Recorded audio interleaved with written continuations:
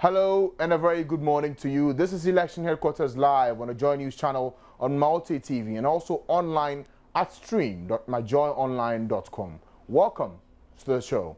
Feel free to post your comments on our Facebook page. That's facebook.com/joynewsontv, or follow us on Twitter at joynewsontv. You can also send us a text message to short code 1760 or even WhatsApp on 0544 334 722. Today is the 20th day of December 2012.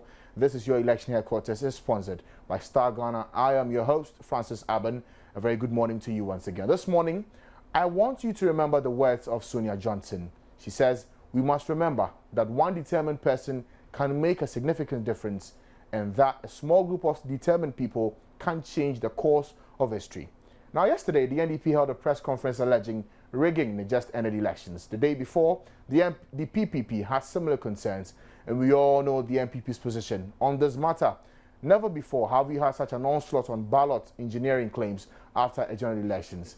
The EC, the body against which these accusations are being leveled, is strangely quiet.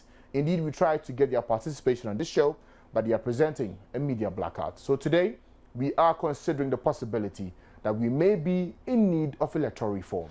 Let's take a look at what the various parties have to say about the credibility of election 2012. Ladies and gentlemen, the MPP has credible evidence which undermines the integrity of the electoral process and the results officially released to date in respect of the 2012 presidential and parliamentary elections. It is obvious from the preponderance of evidence available to us that at all material times the ruling National Democratic Congress, led by President John Mahama, has been conspiring with certain EC staff in constituencies across the country to falsify election results and thereby abuse the mandate of the people of Ghana. The situation, if allowed to go unchallenged, would seriously damage the essence of the electoral process and largely undermine our democracy. Substantial discrepancies have been discovered from results from collation centers when compared with the official tally figures from the EC. Considering the closeness of the polls, this error is actually very significant and goes to the heart of the credibility of the results being declared. Indeed, we have enough concrete evidence to show that the 2012 presidential election has been won by our candidate Nana Akufo-Addo. It was this planned systematic stealing of votes at the collation level that was thankfully discovered in time at the Domi Kwabenya constituency, where a substantial amount of some 15,000 votes was being illegally added to the total votes cast in favor of John Dramani Mahama, the candidate of the NDC. Also in Savelugu constituency, John Mahama of the NDC received 21,165 votes, according to the EC of the collation center. However, in fact, there was a falsification to give him 31,165 and have that declared for him. You will also notice in the Osu-Klote-Korle constituency that there was a disparity between the presidential and the parliamentary votes of some an additional 10,000 votes being cast in the presidential election, 10,000 more votes than were cast in the parliamentary election. Even with skirt and blouse, this is a ridiculous figure. Like in all the other instances revealing this pattern of fraud, we have the blue sheets to support these blatant acts of rape of the democratic mandate of the people of Ghana.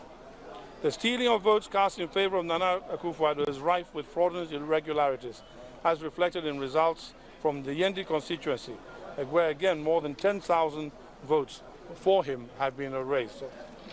Unfortunately, the discovery of some of these criminal acts is done only after the collated results are declared at the constituency.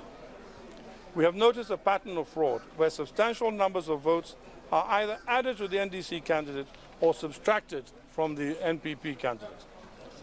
What is especially troubling is that the media have been announcing figures from the constituency collation centers that have obviously been tampered with when compared with figures from the tallying sheets, the blue sheets, and this is giving a highly misleading picture to the people of Ghana.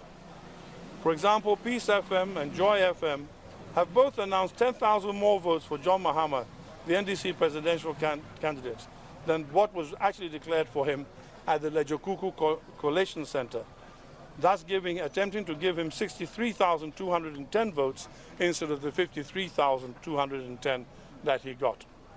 Again, 10,000 extra votes. This systematic manipulation of the figures across the country casts serious doubt on the credibility of the results. The manipulation has taken place mainly on the collation seats. We see the tally figures on the blue sheets in many constituencies do not match the figures on the collation seat.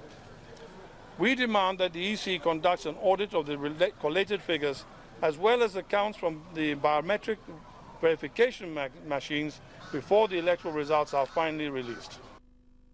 The party's running mate, Ivan Loko, who initially refused to comment on the performance of the party, only reiterated the need for the EC to take stock and introduce reforms like the e-voting pattern. We need to have reforms in the electoral system to make sure that some of these questions do not arise. Maybe they are legitimate answers, we don't know. In this electoral session that we finished, there were no proper backup. There were no contingency plans. So, for instance, we are saying, let's go for e-voting. Because, yes, if you have 250,000, which could win an election, you have 250,000 spoiled ballots. I think you have a question that needs to be answered. Ladin Islander could not hide his disappointment at the performance of the party in the just ended election. Oh, I think everybody's disappointed. But you see, I think we need to learn from it. I think that if in a little over 11 months, not quite a year, we've been able to achieve what we did in terms of beating all other parties, some of which have existed for over half a century, I think that we can be proud of it. He also commented on whether he foresees Ghana gradually shifting to become a one-party state. That is a very good observation, because if we do not recognize that the system as it is encourages people to only vote or only seek out the largesse of the party that wins, then we are on the road. And the only way to stop it is if we as a nation decide or realize that that is not the way to go, and that if you share or allow everybody to get involved in the process of development, then that kind of thing will stop. Eva Loko in her submission believes 51% of female participation in decision-making will turn things round for good. If our young people are not working, we cannot sustain the economy of this country. And if women are not giving their 51% in decision-making, we are not going anywhere. So we stand on our four legs. No matter which election, 2016 plus, it will be the same legs. Leader and founder of the party, Dr. Parkwes Ndum, had a closed-door meeting with the party's parliamentary candidates after 2012 on the way forward for the party. That report by Derek Walalum Johnson from the PPP, and also earlier we heard from the national chairman of the New Patriotic Party, Jake Obechebi-Lamte. These were a few days ago, but just yesterday, the NDP added their voice. Let's hear from them. Flag bearer Nana Akufo-Addo Agyeman Rawlings, together with party chairman Dr. Josiah Aye and other leading members of the party, were present at the press conference to register their concerns about allegations of fraud and vote rigging in the just-ended elections. During the elections, there were many irregularities, and we in the NDP were not spared electoral injustice and the gradual destruction of our democracy. In the Ketu South constituency of the Volta region, for example, our parliamentary candidate had personally counted the results of all the polling stations except 3 and had well over 1,000 votes, only for our candidate to be told that he had only 200 votes. The outcome of our own internal auditing of the election results shows an unhealthy pattern in the collation of figures in several constituencies across the country. This must never be allowed to recur. According to the NDP, the 2012 elections did not reflect the will of the Ghanaian people, alleging that the conscience of Ghanaians was bought. During this election, we must emphasize the limited knowledge of many of the electorate was exploited with massive monetization and monetary enticement in the form of vote buying and gifts of various sorts. Ghana's democracy will gradually becoming one for the rich and not for the masses, nor for the expression of the genuine will of the people, and this must stop before our democracy deteriorates any further. Why should we sell our sovereignty for a pittance? The will of the people must never be compromised. But despite these allegations, the NDP said it was not ready to challenge the election results in court. But I must say that we are not a party that wishes that anytime we go to election, we should go to court to have things resolved. We want to build our democracy to such a point that when election results are announced, because we have integrity in the system and we have seen the system operate honestly and above board, no Ghanaian would even think of going to court. But that is a challenge to not just the Electoral Commission, but to all of us to ensure that these things happen. Of course, we hope that is only a hiccup, and as we go through our paces, all these things will be ironed out, and then we'll have elections that we can all trust and believe in. They also called on the Electoral Commission to be humble enough to accept its problems of mismanagement and go ahead to carry out major reforms that would ensure the integrity of the biometric voter register system. Flag bearer Nana Akufo-Addo Agyeman-Rawlings, when asked whether she would lead the NDP in the 2016 elections, had this response. I think that we all know that the elections were just a week and a half ago, and we are dealing with substantive issues that happened during the election. Allow us to do that. The NDP believes the outcome of the elections still hangs in the balance, but called on Ghanaians to be peace-loving and law-abiding.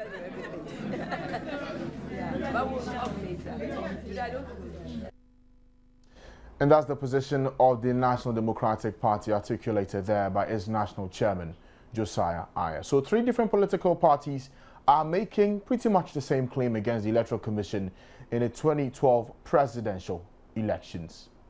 Let's find out essentially what are their problems and looking ahead, what we should be looking at. This morning, I am joined in the studio by the National Secretary of the PPP, Kofi Asamoah.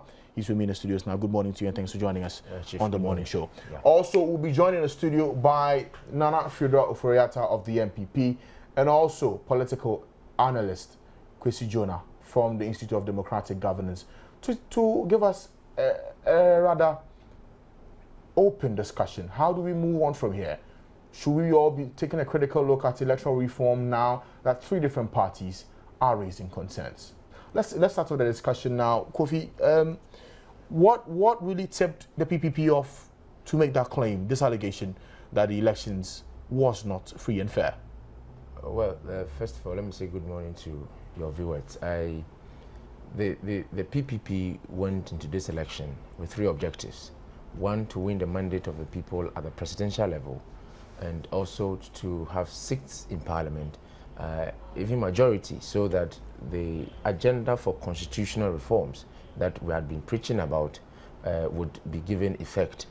And thirdly, to establish ourselves as an independent political party, independent of NDC, independent of MPP, with progressive ideology, and also to introduce new ideas into the system.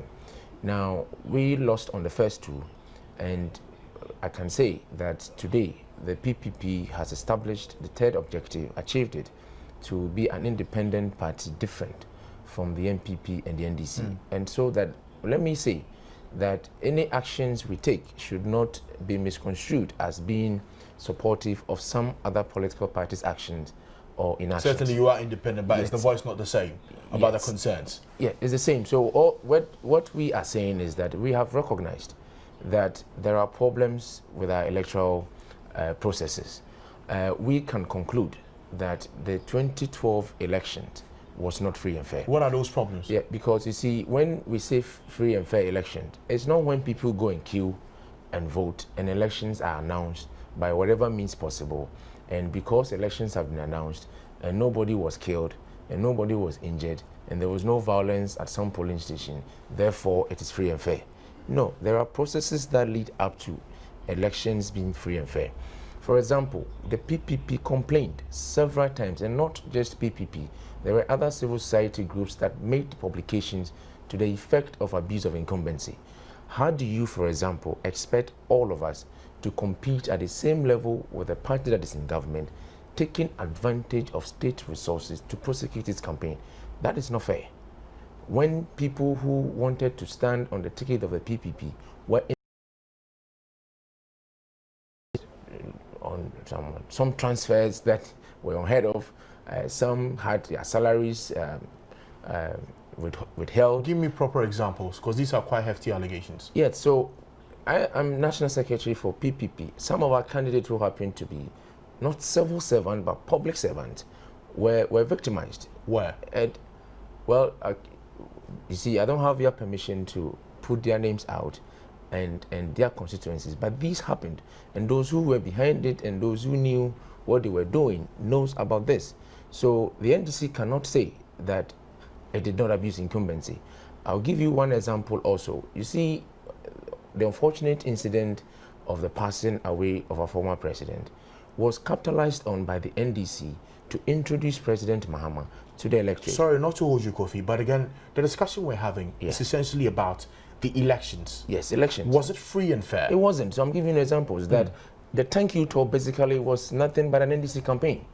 And nobody can convince me that you go on a thank you tour after this unfortunate incident and everything that happened. Sometimes, for example, one incident in Agnos Radio, the president was on the way to a festival, but he caused a party meeting to be held in transit to that official function. How do you know he caused the meeting? Yeah, because the president... It could have been coincidental, wasn't it? Yeah, but nobody can ambush the president to stop somewhere and address party supporters. So the National Security allowed the president to be ambushed by NDC supporters? No. So the president, it was part of an orchestrated attempt to use state resources to fund the NDC campaign. And we all saw it. The huge billboards that were being used for government turned out to have NDC images on it. Kofi, I still don't see the correlation between pre-election campaigning, abuse of incumbency, and problems with the free and fair elections. Yeah, that's the point I made earlier. That free and fair election is not when you announce some results, and because there was no violence, it's because nobody got hurt or injured in a certain polling station. It's free and fair. I'm telling you that some people got more things than they deserved, and therefore put some people on those who wanted to play by the rules in a disadvantaged position. And that is the point I'm making. So that one is part of the processes leading. There's another part of the Electoral Commission's own law, the political parties law.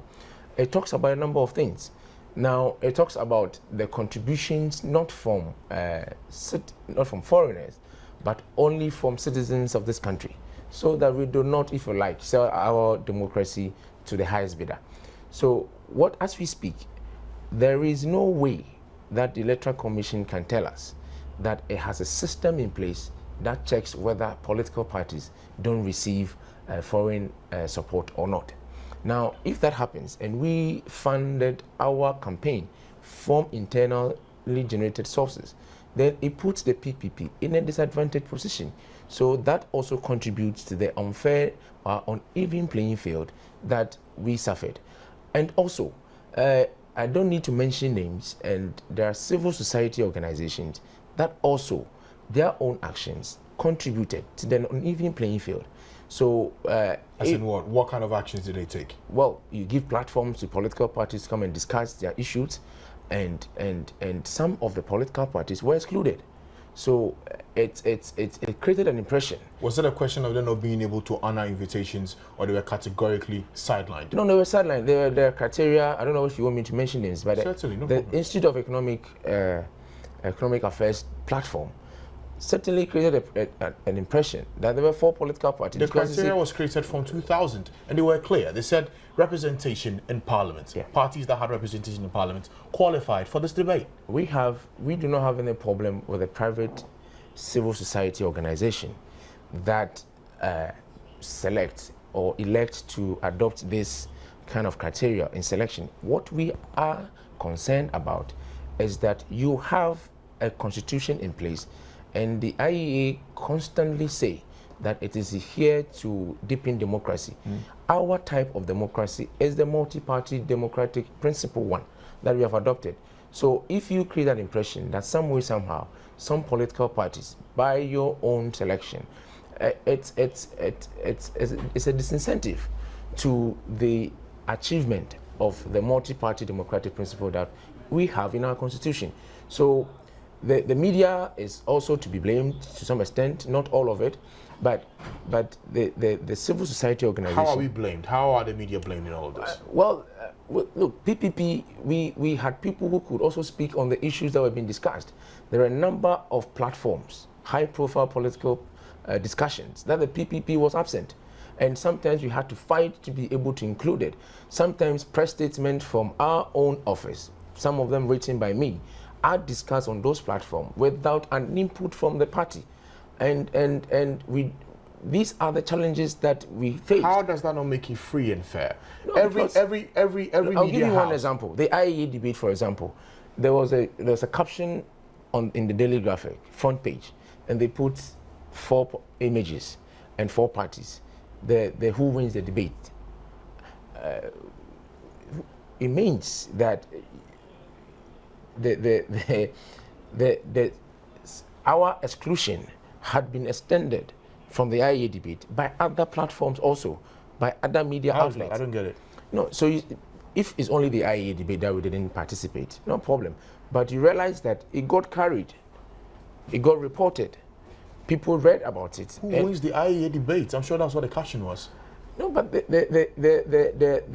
battle was not between the 4. This was all pre-election. I'm pre-election. On election day, what was the problem? What makes you think it was free? It was not free and fair. So having come to, there was one thing I was going to mention that I forgot about funding of political parties. So we'll look at that. We'll look at that. And the political parties law and all that. And there are some other parties that we believe that if they are not complying with the political parties law, they should not be allowed to participate in the process. And it's all leading up to the elections. Now, on election day, we go and vote. We are told that elections are won at the polling station level. Fantastic point. Then we bring all the polling station result sheets to the collation center. What went wrong in this election?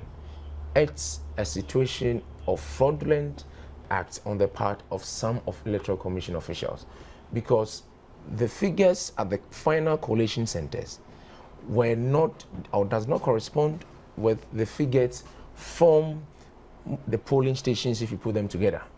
So that is an issue of manipulation, whether deliberate or out of. How many constituencies did you find this? We are doing an auditing of all the results, and it's amazing that almost every constituency that we have dealt with, the figures doesn't tally. How many have you dealt with? Look, I can give you some ridiculous examples.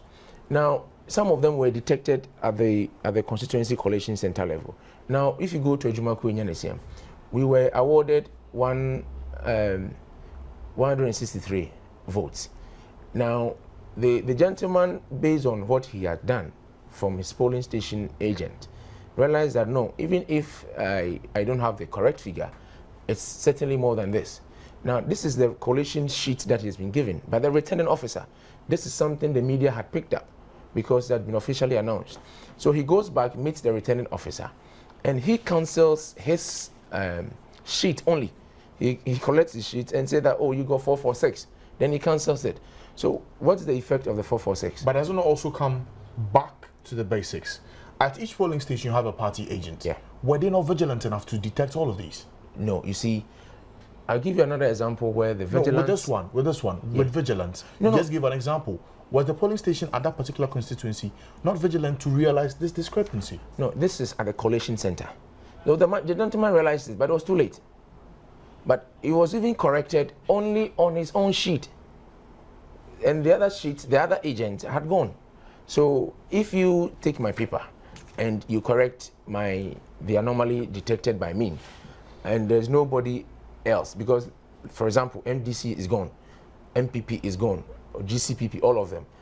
You only take the copy of the PPP candidate, and make the correction on that sheet. So what have you reported? So it's an admission that mistakes were made. So the vigilance in this case was not effective in terms of making sure that we have credible results finally transferred to Accra. Now, there are a lot of us asking South. Now, the gentleman and even the presidential candidate and the parliamentary candidate this time were given the same figures, 131, 131. And that is what raised the suspicion that, there's no way that the presidential candidate and the parliamentary candidate will have the same set of results. By what statistics would that be impossible? Well, some people may like the presidential candidate more than the parliamentary candidate. Was that what your research was showing? It runs through. I mean, whether it's NDC, MPP, all the parties, whether it's low or high, it's never the same. Okay. So this one, when we did the correction, it turned out that the presidential candidate had 531 votes. Now check the difference between 531 and 131. Now the parliamentary candidate gets 1,377. So you could see that it is not by accident that Asin South, Ajumaku Nyanesiam, KE, Naregu, that all the electoral officials in these areas will make the same kind of mistakes. Is it not strange that electoral officers in all the constituencies that I've mentioned will make the same mistake? And there's another thing about no verification, no vote. Well, as we speak, the Electoral Commission has not told us how many people voted in each polling station and then put together so that people can make further auditing of the figures that we have. But we are telling you, in KE, look, an entire polling station result was taken out, and it was disingenuous. You see, what they did is that I, for example, contested in Akim constituency. So I had a laptop that I was inputting my figures in. The EC people had their laptop there in my constituency. Now, in this example that we are talking about, you know what they did? You know, on a laptop, you have all the polling stations on a spreadsheet. So 1 to 60. And the final total will be like an autosum. Now, they move a step further to expand the formula. So even though you will see, if you didn't bring your own laptop, you will see the figures inputted in on the spreadsheet with all the figures correct. You realize that at the end of the day, if you put the cursor on in that cell, it tells you that it's subtracted 2 polling stations with total of 1,000 votes from the system. This morning, 3 political parties have raised questions with the results of the presidential elections. We want to find out, does this prompt us to have a second look at our electoral process? Is there a need for electoral reform? And joining us in the studio right now is Nana Fredua Anto. He's with the MPP. Nana Fredua Ajimai Oforiata. Okay, Nana Fredua Ajimai Oforiata. Thank you so much for the correction. I also have Mr. Kwesi Jonah from my deck. Nana Fredua for short. Nana Fredua Oforiata for short. Okay, thank you. So, gentlemen, good morning and thanks for joining us on the show. Now, Kofi, just before we took the break, I was asking about, you had concerns in these constituencies. Yeah. How have you articulated them? Have you sought audience with EC about this? How have you handled it? Well, first of all, we have written to the Electoral Commission requesting for an urgent meeting to discuss our concerns and our proposals for electoral reforms. So that has been done. This morning also, we will have a press conference to give out more details as what we want to do and our position on the 2012 elections. And we will not stop until the EC gives us the audience. We continue to encourage civil society groups to join us to fight for electoral reforms, possibly e-voting option or any system that makes it impossible for anybody, whether you're an electoral official or you're a political party agent or you are political party, whatever, makes it impossible for figures to be manipulated. Because you see, when we complain cheating, it's not because PPP didn't get some number of votes. It is not us. It is also about the people who voted for PPP, whose votes were not captured as an expression of their will. So when parties are complaining, it's not because we have lost or we have been bad losers or we are troublemakers, but because somebody queued and voted in a certain direction. And at the end of the day, that person's will was not expressed in the final results that were declared. So that is what we're going to be pushing for, and we'll dedicate our platform as a political party for that cause. That reform for e-voting, we'll own it and push it. And the second aspect of the reform that we are talking about is the implementation of the political party law to its fullest. You see, the EC is a regulator of political party activities, and at the same time, it's also a conductor of public elections. I think so far the Electoral Commission has concentrated on the second aspect of its job, that is the conduct of public elections, and therefore, free and fair elections, no violence, results are declared. It's not looking at the other side, where there should be a system in place that says that political parties, if they are complying with the non-contribution from foreign companies or foreign citizens. So how is the EC ensuring that all the proceeds to the NDC, to the NPP, to the PPP are contributions from local sources? There should be a system in place to check that. Because if, for example, there's an allegation of foreign companies sponsoring a certain political party, the only person, NPP can raise the allegation, PPP can raise it, NDC can come and deny it. But who is it that is in the form of a state institution that tells us that the accounts are being kept properly, these are the sources of campaign funding, and these are how they have used it, so that all of us are rest assured that everybody else is playing by the rules. So as we speak, that one has not been done. It's been left in the code. The second aspect is that is easy to do. Political parties are supposed to maintain regional and constituency offices. Are they doing them?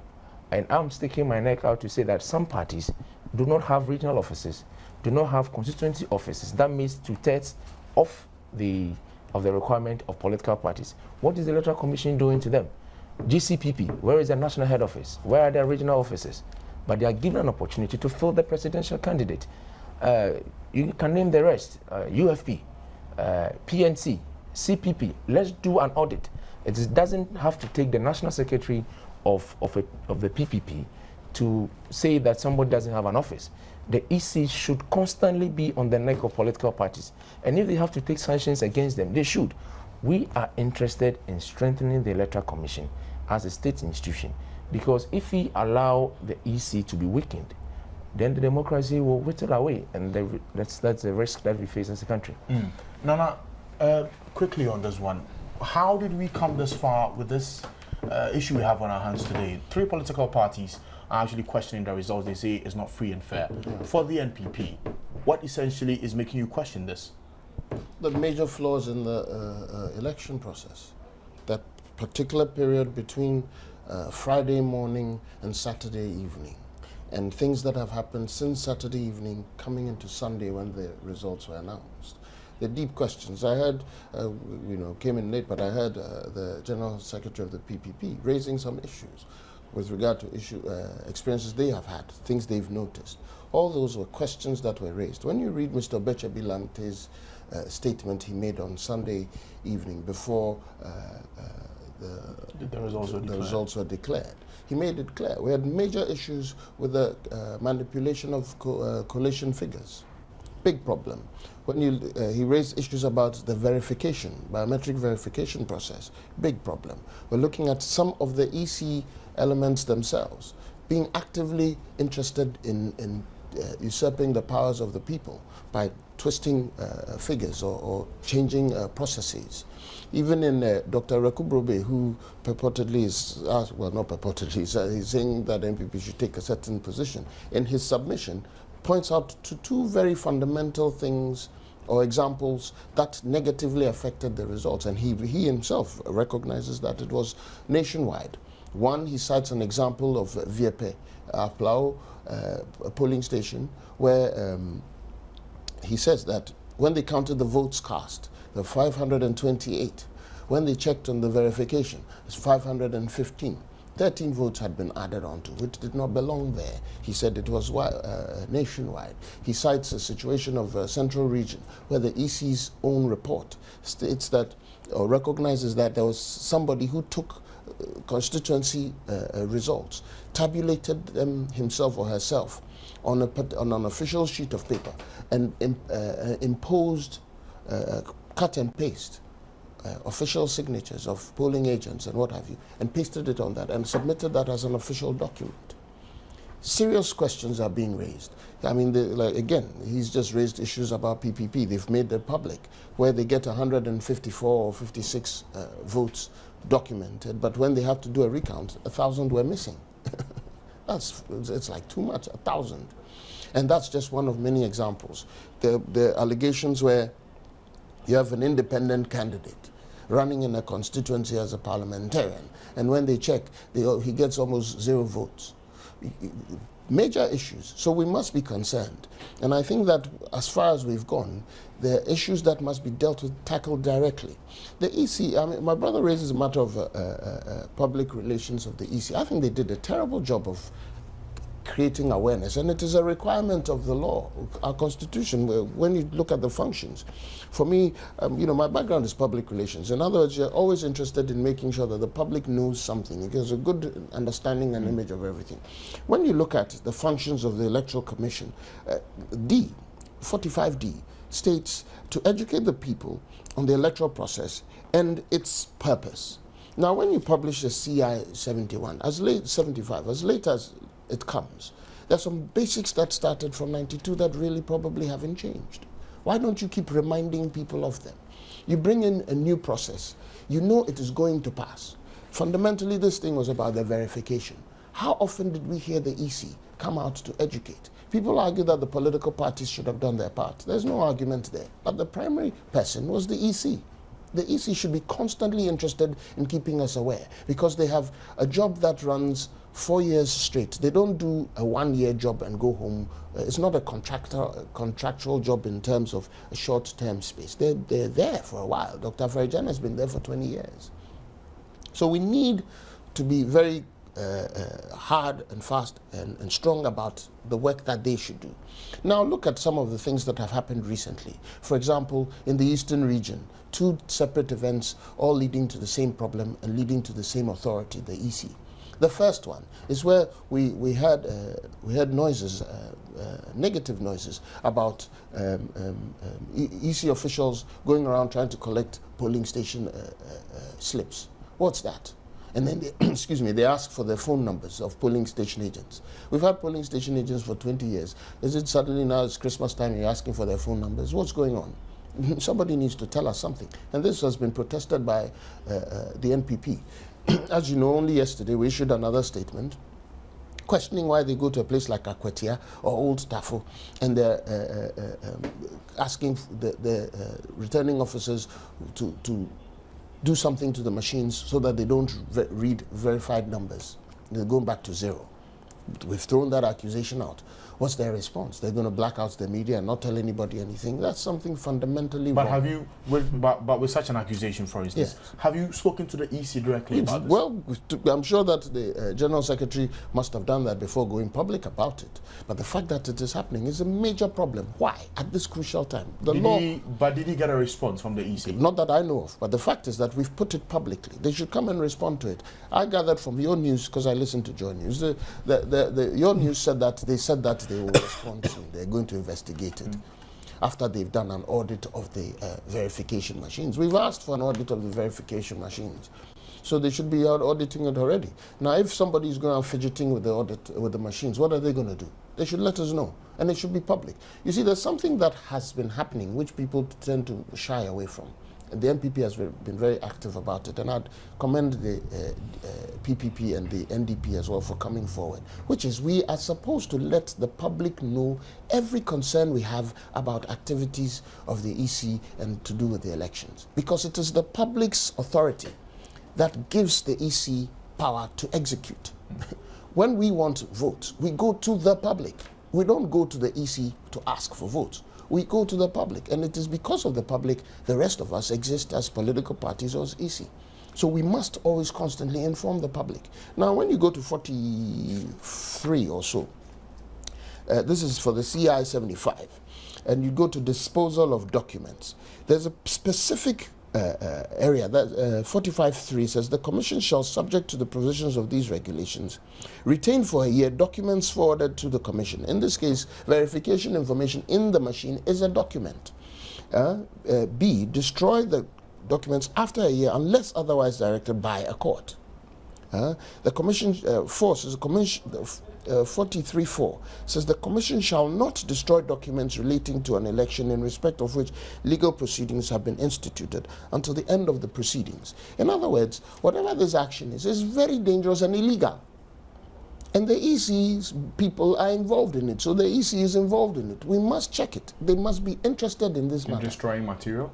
That's what we're alleging. We're alleging this, and it's based on information. Okay, yeah. Well, it's serious Mr. business. Jonah, certainly the three parties are raising concerns about the just ended elections. Are these something we should be critically looking at? No. After every election, it is important for all the stakeholders to get together and do a review together, the EC, political parties, civil society organizations, do a review of everything that happened during the election with a view to correcting them for future elections. And so if you conduct a major election, I think it is in the interest of the EC, in the interest of all stakeholders, to do a review as to when the review can be done. It's entirely left to all the stakeholders. The EC can, in consultation with the political parties and civil society organizations, say that maybe a month, 2 months, 3 months down the line, let us get together.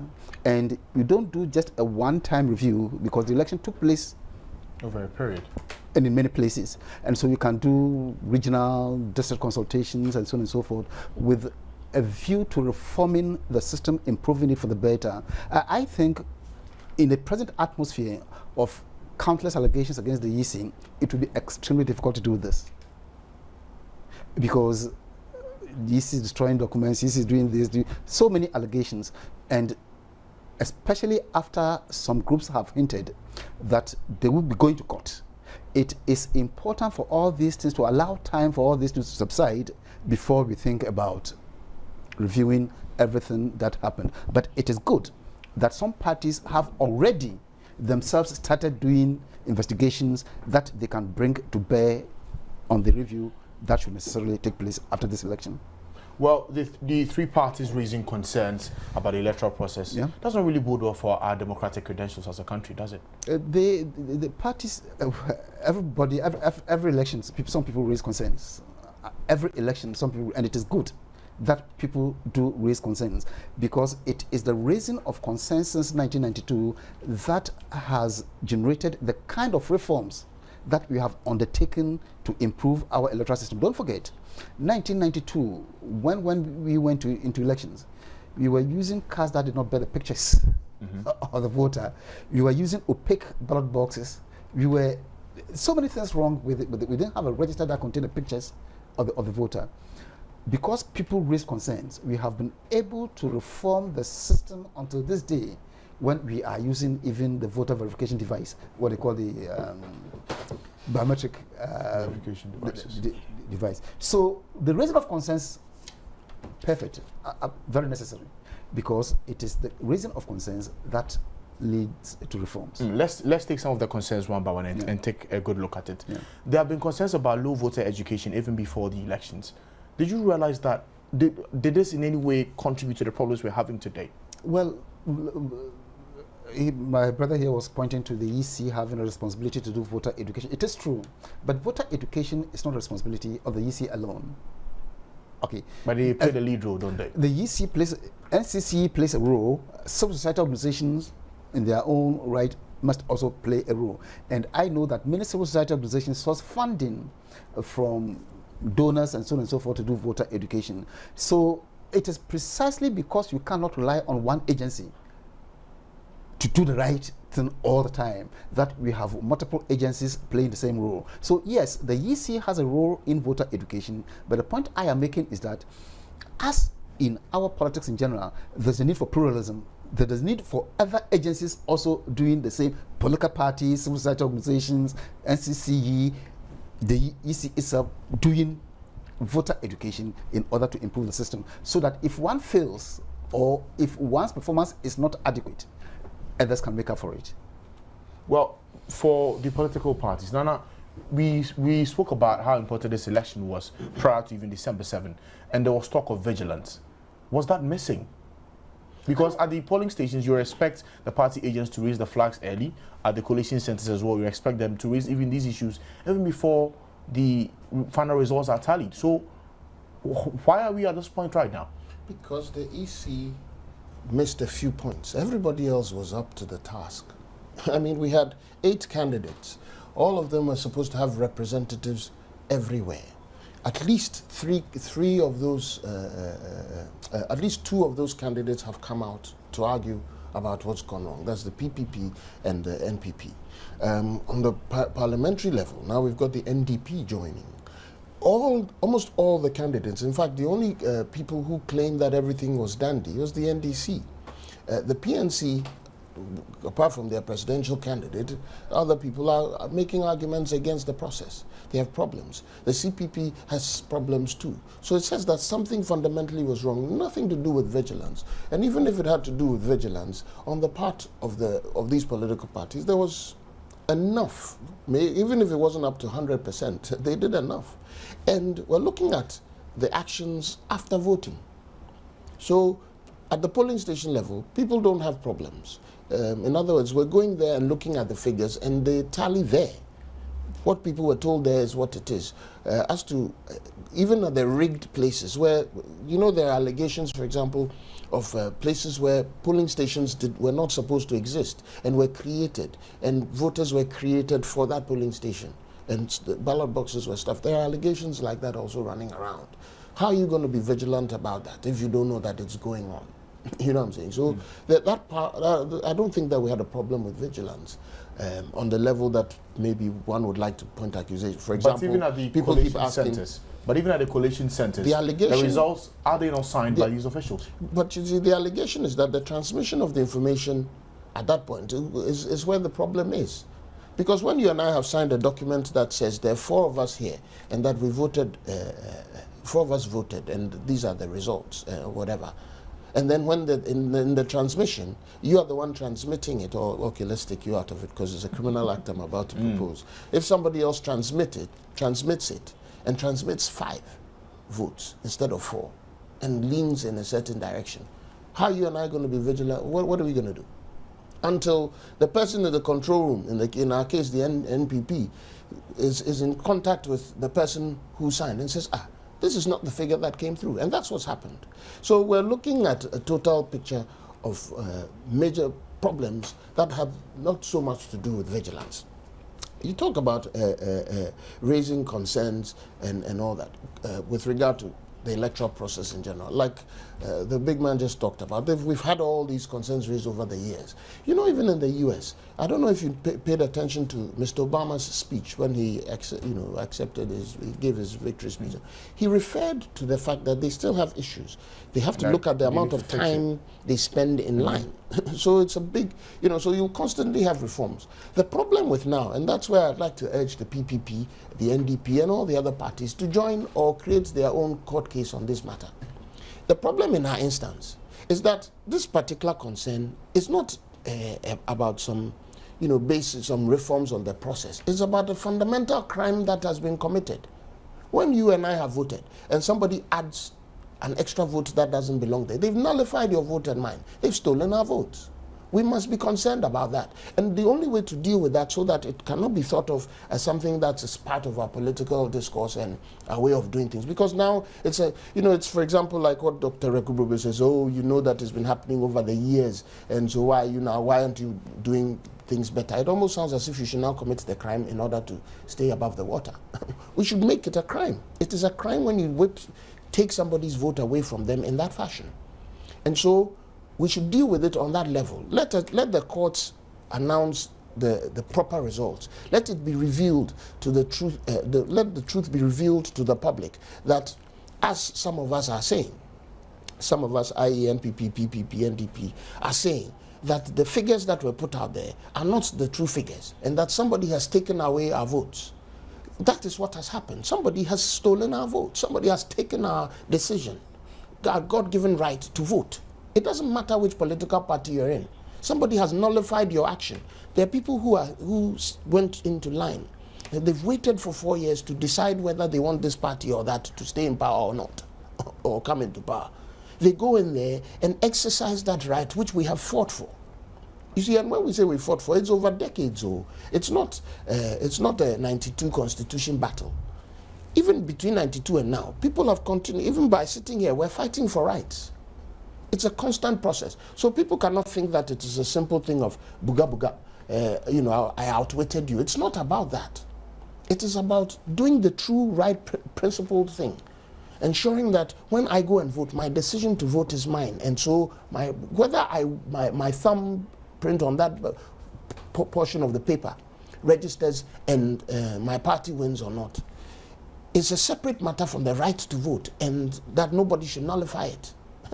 You know, when you go into this, the article about voting, it states clearly that we shall have, of sound mind, shall have the right to vote. And if we don't deal with this, and that's why I'm personally on a mission trying to get these parties, PPP, I don't know how much influence I have, but honestly, we need to look beyond the political party's interest.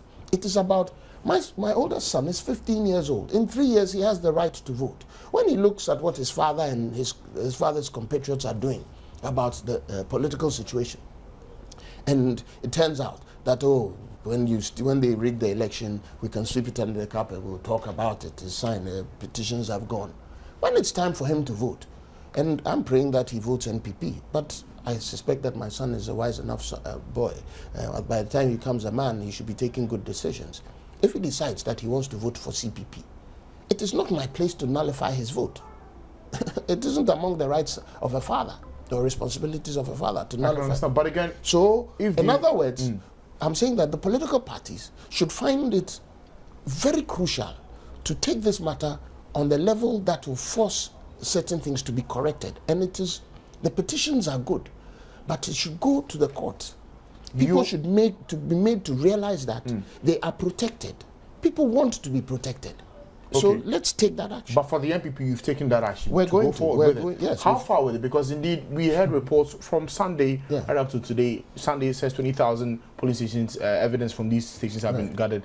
Where are we now? We're at the point where we're going to court. I think that's most important. What is happening is, for example, if you remember, on Tuesday of last week, the NPP had one of its research offices ransacked, raided by the police and a team of police and soldiers. I believe they were sent not by the head of the police because there was some cache of arms or anything. They were sent by some political actor, I believe, from the government to come and harass us and to try and take evidence away.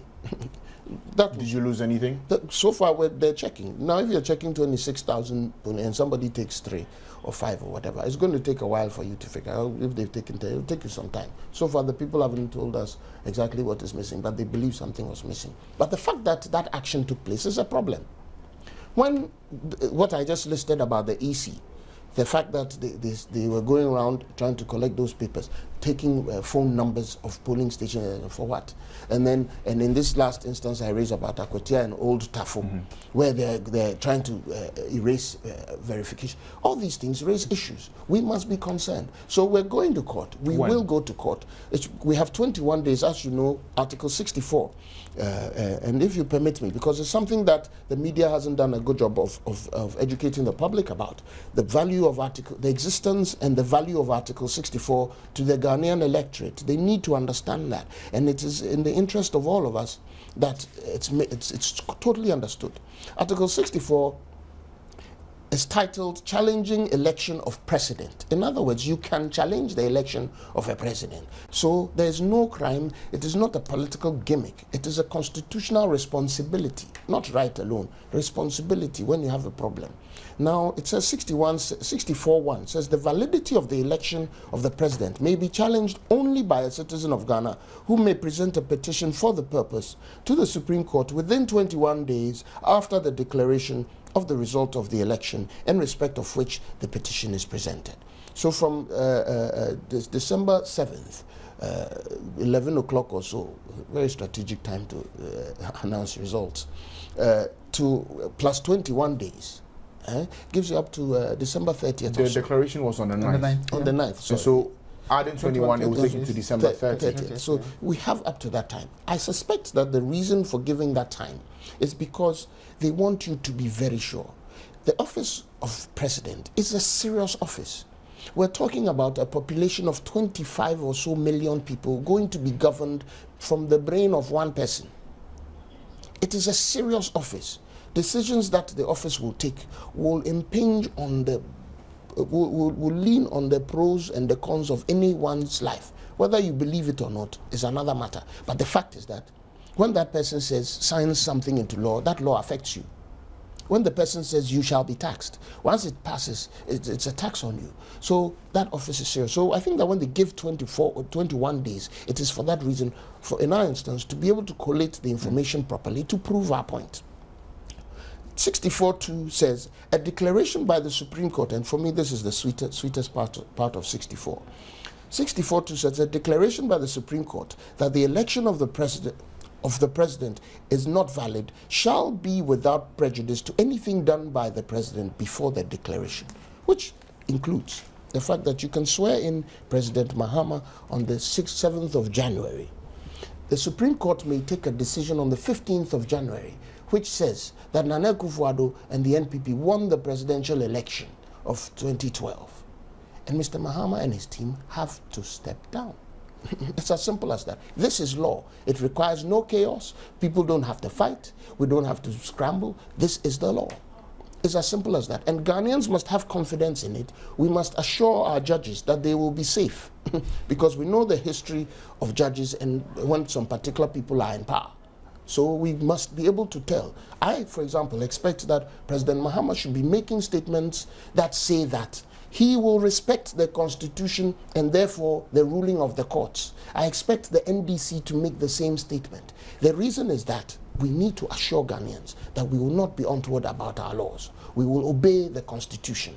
We do not want to do a bubble type thing here. When we know what the results are, we know what the courts have said, and then we want to overturn it. We don't want that here. And the power is in the hands of the government. They're the ones who manage the security services. They're the ones who are sending patrols around the country, particularly in Accra, 5 vehicles following in a convoy, flashing lights, there are sirens going on, and then you have soldiers and police mounted, totally dressed in tear gas and huge guns, 12 midnight, not chasing anybody. What is that? What message is that? They can storm somebody's office under the pretext of coming to search for guns. When they know that there were no guns, they knew it because the results are declared on Sunday night, 10-11. Monday, the NPP gives hints that it is going to contest the results.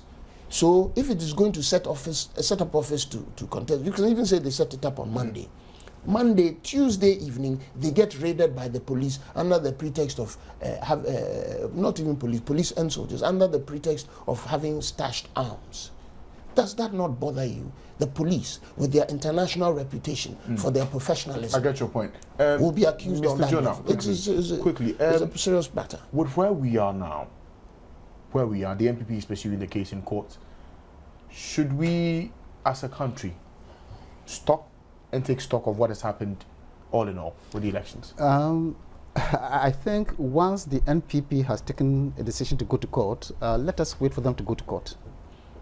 Let us wait for them to go to court. I think this is the right path to take. Instead of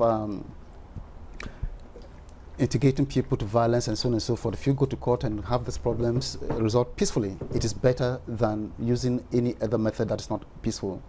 What is a bit worrying is the fact that almost every day fresh allegations are leveled against the EC that are not proven.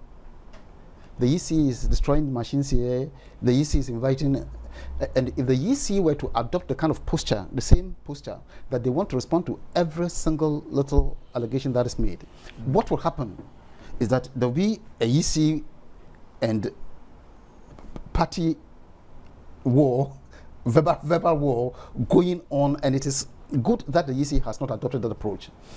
Once a decision has been taken to go to court, I think the thing to do is to work meticulously to establish your evidence. Okay, but flinging allegations at the EC, new allegations against the EC every day, will create a certain situation in the country. What I would say is collect the evidence, make sure your evidence is solid, proceed to court. But so, flinging fresh allegations every day, they have invited people. I heard Afrojan saying, we haven't invited anybody. They are damaging tampering with machines, So it creates a certain situation that is not conducive to peace. So again, it makes me ask this question: that if you're preparing to go to court, why keep flying these allegations in the public? Why are those events happening, and how else do you deal with it? That's the question. Why are those things happening? With all due respect, the NPP is not a joke. You know what I'm saying? They've been around for a while. If not, even if you took the name away, as a tradition, political tradition in this country, it's been around for a while. So for us to come up with this statement, there must be a reason. They say that when a blind man is prepared to throw a stone, it's because he has his foot on it.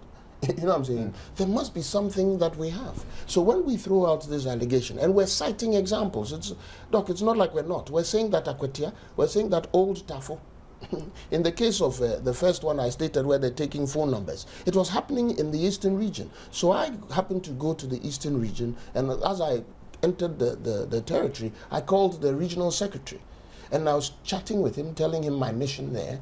Of course, I'm looking for his blessings on my mission. And then he tells me that this is something new, and he has made the inquiry, and it has been confirmed to him that this is going on. So he now relays the information to the national chairman, who apparently has heard that the same thing is happening in the northern region. So we're not flinging just any allegation. So with all these things that are happening, certainly the body that needs to be asked questions is the EC. Have you asked them these questions about what is happening? Yes. When you read yesterday's statement, for example, it is throwing the issue to the EC to do, and the EC's response is that they will check. You see, when it's happening in pockets, if say Dr. Afarijan did not authorize that, and it is going on somewhere, I expect the EC to be interested. And who else would tell the EC but political parties who are interested in the proceedings? It is the political parties. But again, if they're saying they're checking, Mr. General, it makes me ask the question that with all these things that are happening, does this not have a certain credibility issue with the EC? Does this not bother on their image, their credibility image? My brother, allegations are cheap. Everybody can make allegations. Don't forget that when the 45 new constituencies were created, the assumption of those who took the EC to court was that the EC had acted contrary to law. And this was the belief. The matter went to court, the court threw out the matter. So in legal matters, the person taking the matter to court can be as confident as he wants to be. In the end, it is what the law determines. So you can fling so many allegations against the EC if, in fact, they are the kind of allegations that you can pursue in court. Don't be too surprised if you went to court and the court, on the basis of rigorous interpretation of the law, decided that all these allegations you made have no foundation, in fact. So let us, what I want to suggest is... Just a quick point, just a quick point.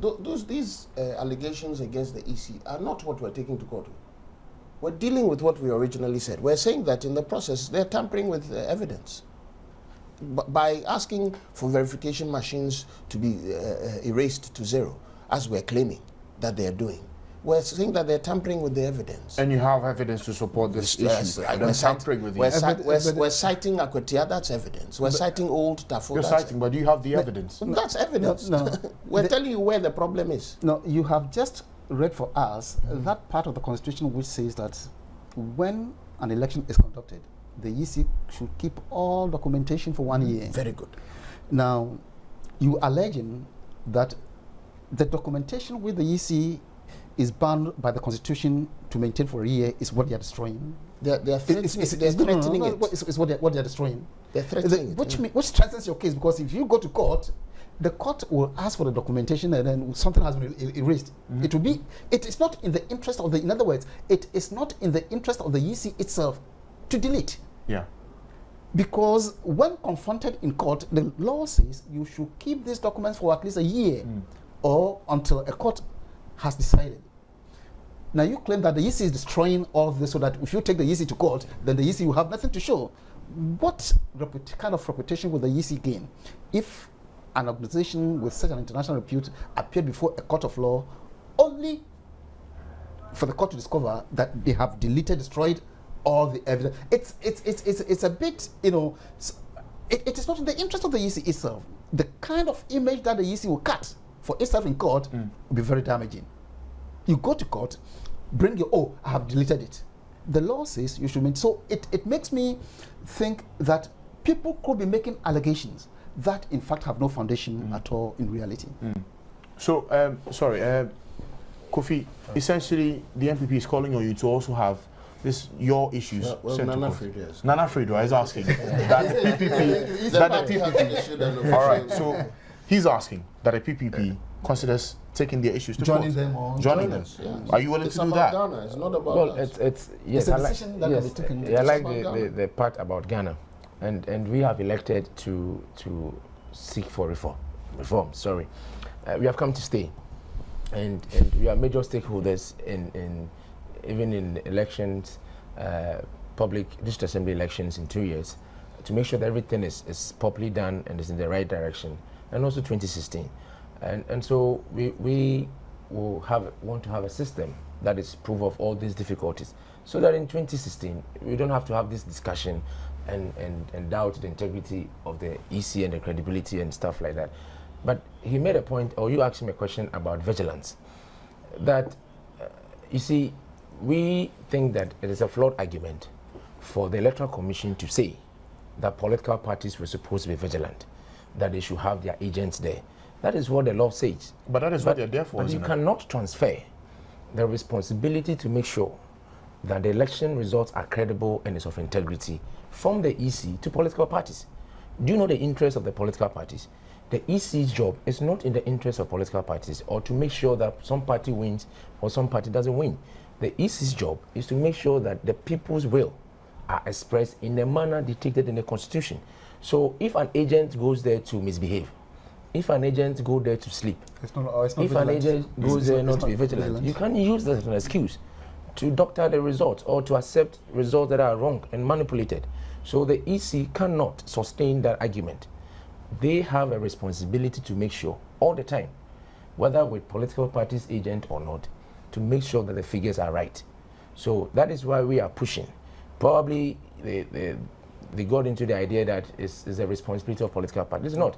We can be in this game that we want to seek mandate, but probably we may not. That may not be the case. So whether we are doing what we are saying we are doing or not, the EC should concentrate on making sure. And the second point about peace. Why? All of us sitting here nicely, we go to our work, you doing your work, everybody will go about his normal duties peacefully. Everybody wants peace.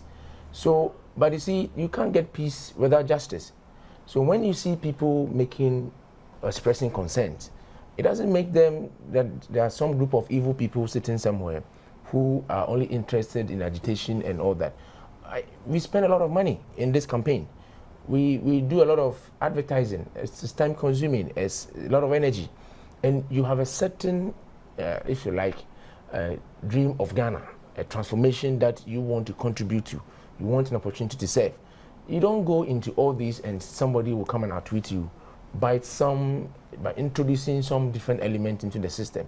All the reforms that we've been talking about goes to give the process a certain credibility. We are in a different level of manipulation, a different level where some new things have been detected. If you like, what has been detected now is not an opaque ballot box. It's not ghost names. What have been detected now, if you like, lack of vigilance on the part of political party agents. So what do you do about that? What has been detected now, it's, if you like, electoral officials that we can't trust. So what are you going to do about that? So we will focus on those areas. And as Nana said, if they're going to court, I think I support everything that the Constitution says.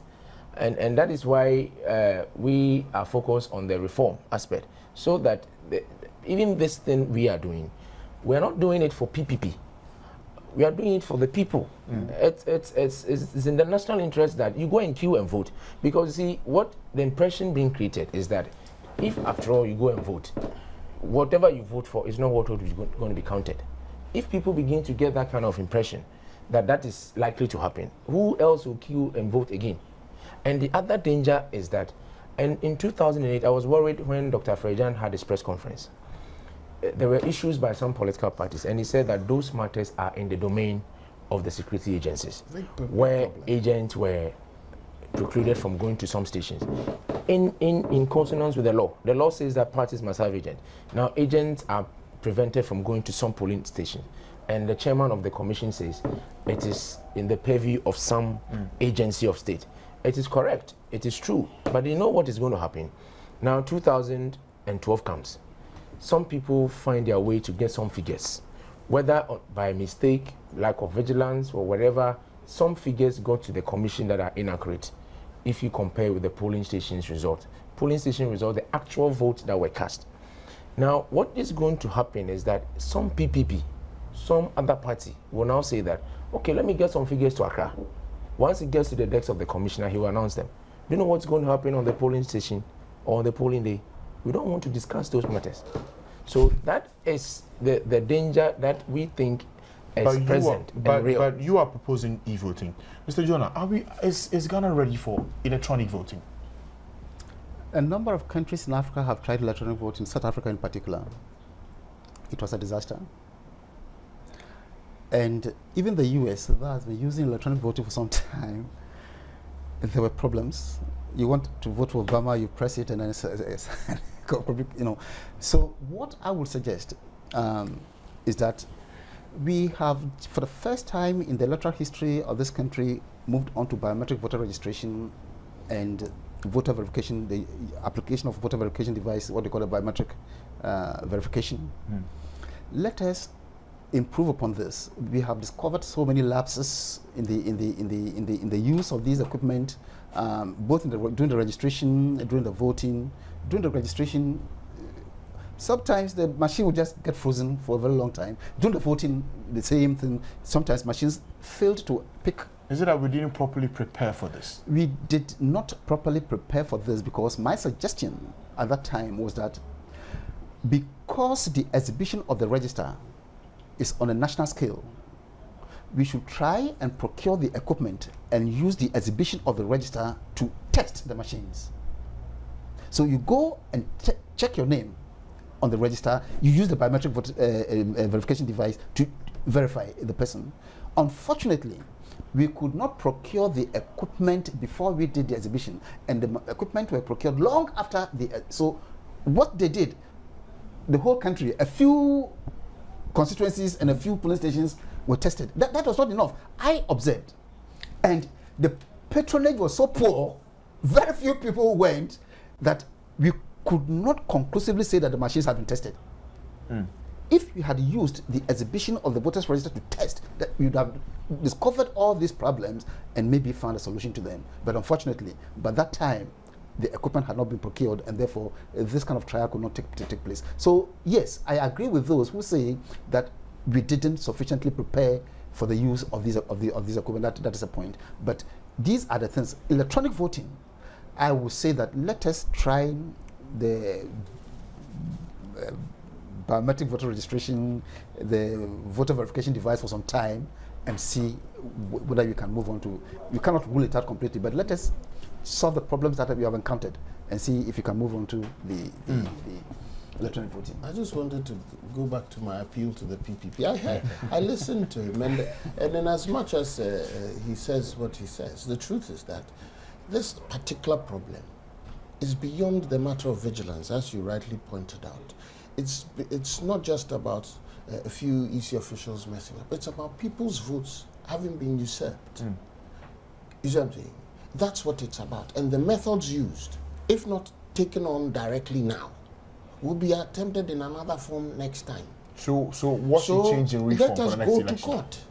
Let us, because people's votes have been stolen. I'm using the word stolen because they've been taken away by virtue of putting in more votes or taking away votes. So does it mean we should tighten the grip on the training of We EC should go officials? to court and first of all, let's go to court on this particular matter because it's about Ghana. The impression that you are worried about, and you refer to Ghana, I'm saying that impression is why people are saying we should go to court. It isn't only NPP people who are saying we should go to court.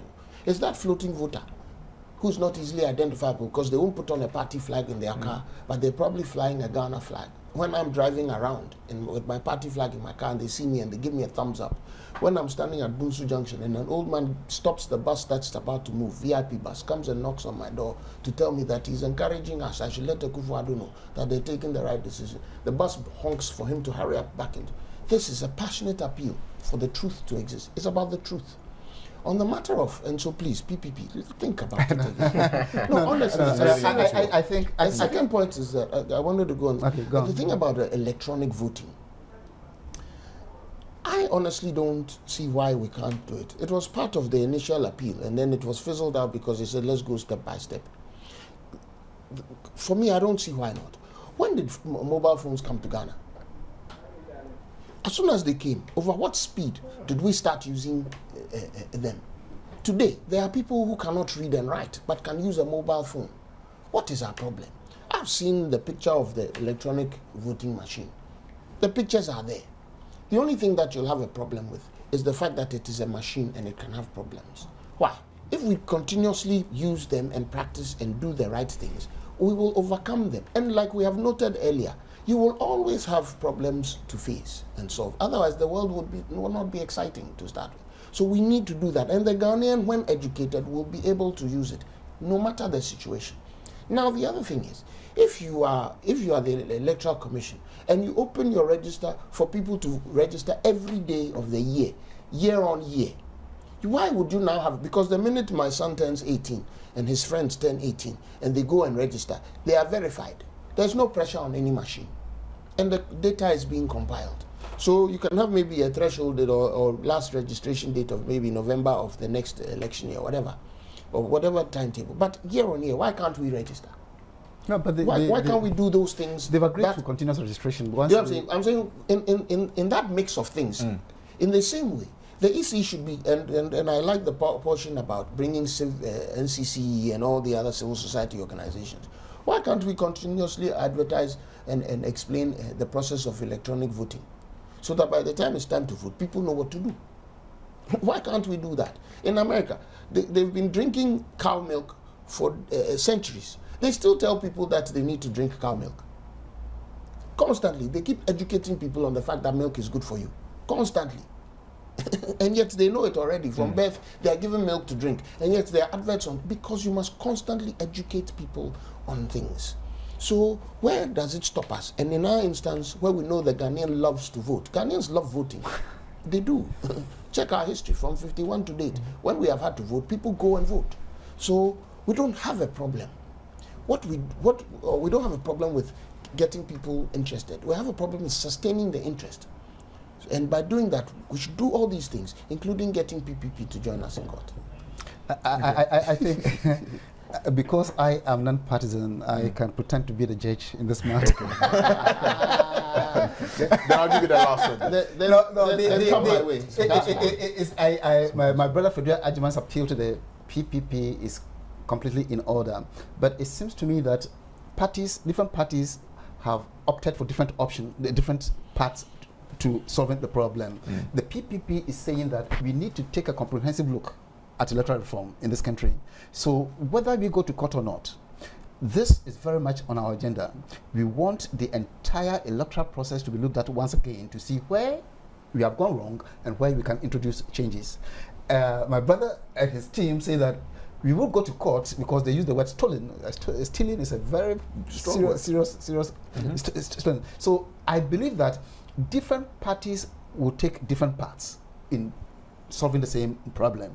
So let us encourage both of them, those who want to go to court to do so, but let us also support those who want serious electoral reforms to take place to continue on that path. We should not be, I want to use the word coerce. I'm just trying to influence this thing. Some quick points about e-voting. You see, currently we have 250,000 rejected ballots. That can change who wins the election. And the people, they didn't go there with the intention to support the ballot. So why can't we help them? Yes. 250,000. And it's consistent.